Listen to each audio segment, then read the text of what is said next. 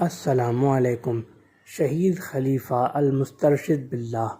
یہ واقعہ الکامل فی التاریخ، تاریخ ابن کثیر اور تاریخ الخلفاء میں مفصلاً مذکور ہے۔ سن 1118 عیسوی میں جب خلیفہ المسترشد باللہ تخت نشین ہوئے، خلیفہ المستظہر باللہ کے انتقال کے بعد سن 512 ہجری میں، تو انہوں نے محسوس کیا کہ سلجوقی سلاطین کا خلافت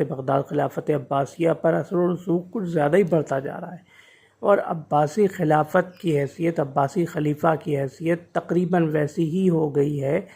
جیسی اہل بویہ کی امارت کے دور میں، اہل بویہ کی امارت کے دوران جس طرح عباسی خلیفہ بے بس تھے اور برائے نام خلیفہ تھے، اب پھر عباسی خلیفہ کی حیثیت برائے نام حکمراں کی رہ گئی ہے۔ لہذا انہوں نے بزور قوت پہلے تو کوشش کی کہ کسی طریقے سے قوت کے استعمال کے بغیر اگر انہیں ان کا حقیقی اقتدار واپس مل سکے تو یہ بہت اچھی بات ہے، لیکن جب اس میں ناکامی ہوئی تو انہوں نے منظم جد و جہد، مسلح جد و جہد کا راستہ اپنایا اور جنگ کی، یعنی بزور قوت وہ پہلے عباسی خلیفہ یا ان عباسی خلفاء میں سے چند عباسی خلفاء میں سے ایک تھے جنہوں نے بزور قوت علامتی اقتدار کے زمانے میں بزور قوت اپنا حقیقی اقتدار حاصل کرنے کی جد و جہد کی۔ اس زمانے میں اس زمانے میں سلجوقی سلطان سنجر کا دور تھا۔ سلطان ملک شاہ کا انتقال ہو چکا تھا اور سلطان سنجر بھی بڑی عمر میں داخل ہو چکے تھے، یعنی اب سلطان سنجر کی حکومت کو بھی کافی سال گزر چکے تھے۔ لہذا خلیفہ المسترشد باللہ نے جب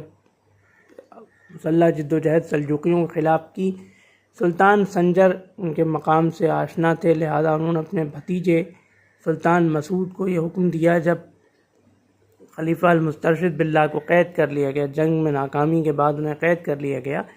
تو سلطان سنجر نے اپنے بھتیجے سلطان مسعود کو یہ حکم دیا کہ عزت کے ساتھ انہیں گھر پہنچایا جائے، محل پہنچایا جائے، لیکن جس دستے کی حفاظت میں انہیں گھر پہنچایا جا رہا تھا اسی میں چند انتہائی متعصب لوگ موجود تھے جنہیں باطنی کہا جاتا ہے۔ انہوں نے خلیفہ المسترشد باللہ کو شہید کر دیا، یعنی اس خفیہ طریقے سے شہید کیا کہ نہ سلطان سنجر کو خبر ہو سکی اور نہ سلطان مسعود ہی آگاہ ہو سکے، اور گھر پہنچنے سے پہلے ہی خلیفہ المسترشد باللہ قید کی حالت میں ہی شہید کر دیے گئے۔ تو یہ تھا خلیفہ المسترشد باللہ کی حقیقی اقتدار کے حصول کی جنگ کی کوشش میں شہادت کا ایک اندوہناک، المناک واقعہ۔ انشاءاللہ اگلی ویڈیو میں ہم